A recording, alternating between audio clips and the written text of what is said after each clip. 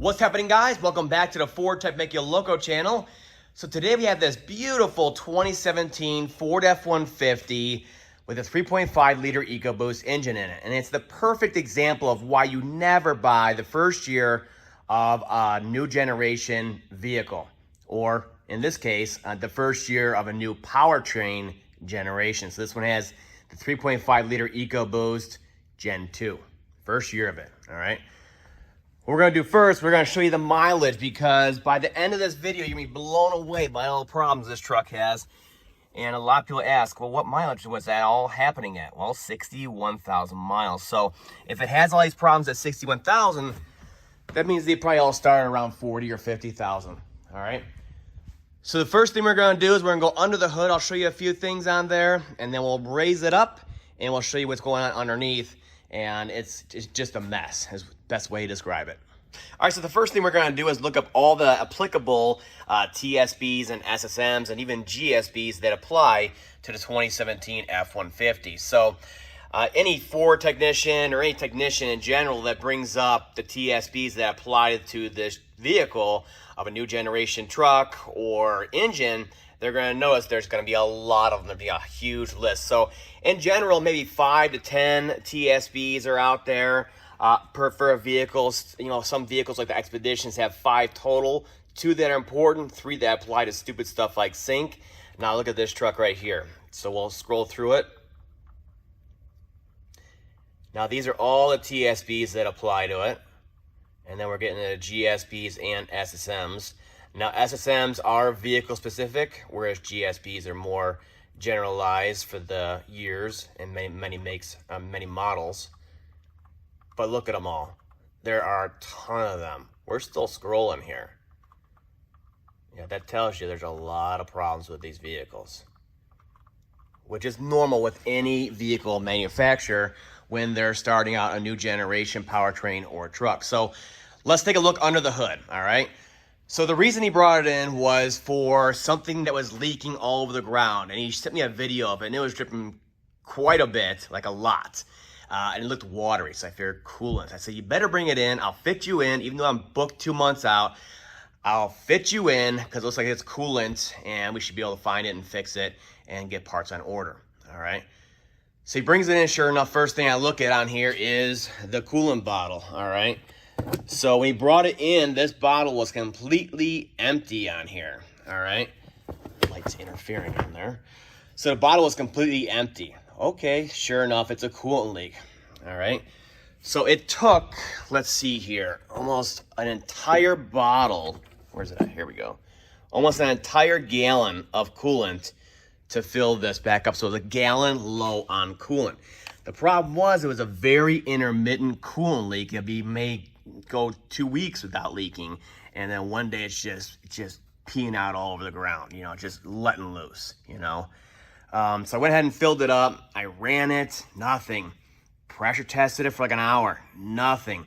I said, I gotta find this leak. It was leaking pretty bad. It's coming from somewhere. Look down below, there's no crusties anywhere. What is going on? So I pressure tested it, and I let it sit all day yesterday and overnight, and sure enough, you look down below. Oh yeah, we got it to leak. So that's good news for the customer who identified the leak. But man, a gallon of coolant. You know, and the big reason why is because this is the second gen 3.5 liter Eco, and everything got much more complicated starting with the 2017 model year. Almost all of this is new underneath here. It's a new design. So you're looking, you know, down in here at all the hoses and extra tubes and all this other stuff in here for emissions and everything. I mean, you can barely even see in here, right? It gets really complicated really quick, and there's a lot more items to leak in there. And they're trying out all these different new hoses and connections and routing of all this stuff with the new generation, and that's where we start to get problems. And they can do, you know, 1,000,000-mile testing in the lab, but the real world is when you're gonna see stuff fail. So look at this one, you can see the intake is totally different compared to the, you know, first gen, the valve covers, you know, there's PCV flow sensors. Everything's just about changed on the 3.5 liter second gen.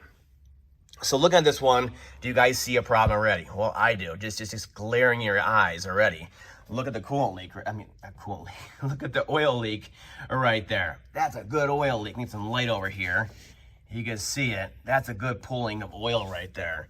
And I have no idea where it's coming from exactly just yet, besides, let's say, the valve cover. But it looks like the intake on here, you know, it overlaps the valve cover for whatever reason on here. It's the first one I'm actually working on. That's second gen. I work on the first gen all the time, but so you can see the oil all over this right here, and there's some down here pooling up, all over on here. So they try to fix a lot of issues with the first gen all at once. And they fix some, like, I've never seen coolant leaks and turbos on these second gen, but, you know, they make new other problems. Like you see here, because this is all new, like I said, all new. So there's going to be some inherent design flaws. So it looks like the other side over here, so far, from what I can see, I got to do a detailed inspection, but it looks like the other side's okay so far, but this is going to be a real mess, especially if I need to pull the intake and everything else just to do a valve cover on here. Very interesting. I'm sure it's updated parts. And that's the good thing about Ford, is that after, you know, a year or two or three, they have updated parts that are hopefully the final repair on there, and you can get it fixed. But in the meantime, you just paid for a new vehicle and you're dealing with all this at 60,000 miles. It's pretty crazy. Now, if you think this is crazy, wait till we go down below. We'll look at it down below and you'll see things get real crazy down there. Just a mess. All right, let's take a look underneath this beast and show you what else is leaking on here. So, like I said, this coolant leak was very elusive on here. So I finally pressure tested it for, like, 24 hours now, and I was able to get some leakage out of it. You can see some drips forming there, and then there was some down here in the frame and stuff like that. None of this was evident before. It was all dried up real nice, but we can see we have drips now. So that's definitely coming from higher up in there. You know, it looks like it's coming from one of the either these coolant lines right here for the transcooler or the heater hoses up there. We'll have to look into it. I just found it this morning, but it finally started leaking. So luckily it's not coming from the thermostat housing or water pump on here, so we're good to go there. But we got a new point of leakage on here. And you can see why. I mean, there's a lot of different hoses and emissions pieces and extra pieces up in here. It's just more connections to leak and fail on here. I think this is bad though. Right here, you can see I can see the actual water pump and all that stuff. Well, you can't even see any of that on my 21 over there, which is a second gen, newer version of this engine. There's even more hoses packed up in here. I can't wait to start working on those things. So yeah, there's the coolant leak. It's up in there somewhere. Like I said, the later gen, turbos and all that stuff, the new style coolant lines like you see right there. I've never seen one of those leak. Maybe some of the dealer guys have, but I've never seen those leak oil or coolant from these new style turbos on here. But the other thing you notice down here, and this is the main reason why you brought it in, is look at this mess right here. Look at this absolute mess right here. Remember, this truck is a 17 with 60,000 miles on it. And this oil pan's leaking like crazy. I mean, it's all wet underneath here. Around the sealing surface right here, you can see. So, Ford in their infinite wisdom decided after many years on the original first gen Eco that had an all aluminum pan, one piece all the way up. They decided to go to a two-piecer. So you can see up there further up where those bolts are at, and they're nice and dry right there. That's the upper portion of the pan, the upper cradle. And then they attached a plastic part to it down below. Less aluminum. Aluminum's expensive. They figured they could save with cheap plastic. Well, I don't know if it's the different contraction and expansion rates for plastic and aluminum or what's going on here. But they all leak. 2.7, 3.5, you name it. If you have a plastic pan bolted up and RTV'd to the block, it's gonna leak on there.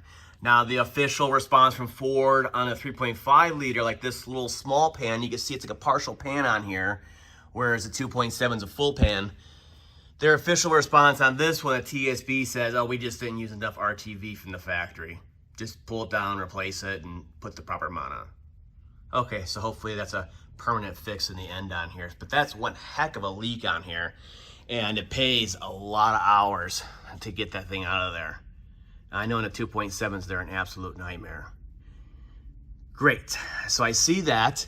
But then on top side here, if I can get in there and give you guys some light and zoom in and show you guys, you can see there's oil leakage right there too. You see it behind there? Oh man. Patience, guys, patience. There we go. There it is. So there's oil leakage, hopefully just coming from the front cover, going along the seam of the head to the block right there and pulling up back here. By that again, it's another leak, small. You know, this one right here is the big bad boy right here. That's a major leak. And like I said, the cooling system dropped out a gallon of coolant somewhere. I gotta find that yet. So I'm like, okay, if all that's leaking, what else is leaking on this thing before I call this guy? I'm looking around like, oh, jeez, you serious? This guy can't catch a break. Look at the pinion seal on here. It's leaking like crazy on here. Ain't forming drips and everything. Look at that. That's, you know, it's generally, you know, pinion seal leaks. They get a little moisture back here. It's very common, no matter what year, generation, blah, blah. But this one's actually wet. I mean, look at that. It's wet. I'm just drenching it down here to the point where it's a cause of concern. You better fix it before we get too low in fluid and cause damage to the gears. So yeah, this guy has a lot of problems. And like I said, maybe it was built on a Friday at 5 p.m. But you know, first gens in general, there's a lot of new tech underneath there, new configurations and stuff like that. And they get trouble, you know, problematic real quick, you know. There we go, there's some focusing going on.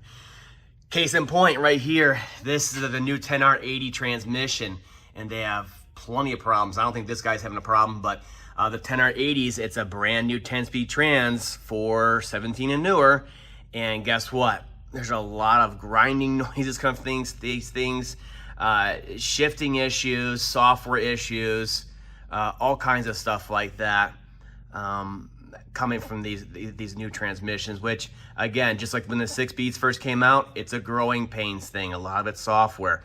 The same transmission is in my 21 over there, but it's had 3-4 years to fix internals and software. So mine shifts like a dream, you know. Then there's the 2018 F-150. They changed the 5.0 to a second gen 5.0, and the darn thing has so many problems with it. I don't recommend an 18 through 20 F-150 5.0 or Mustang. If you gave it to me for free, I would not take it. They're just nightmares. And then there's, you know, the 2020 Ford Explorers, first generation of an all new Ford Explorer, where they went from a transversely mounted powertrain to a longitudinally mounted powertrain, like back in the old days. So guess what? Everything is all new. So yeah, it's the first time since 2010 they've had a longitudinally mounted powertrain. So everything's all new, and we're gonna have problems. So yeah, there's plenty of examples out there, but I'm just talking, you know, the newer Ford vehicles, you know, and ones that I can tell you that are just, you must avoid if you wanna, you know, have a vehicle that's reliable. You know, if you're really intent on purchasing one of these vehicles where you know it has the first gen powertrain like you see here, or first gen all around that was changed, like let's say the 2020 Explorer, you better know the problems associated with it before you just dive in and sign for that loan on it. And you better get a really good inspection, because this one right here looks beautiful, right? You look under the hood, you look underneath, and you're gonna walk from buying a vehicle like this. That's all for now. I'll see you guys next time.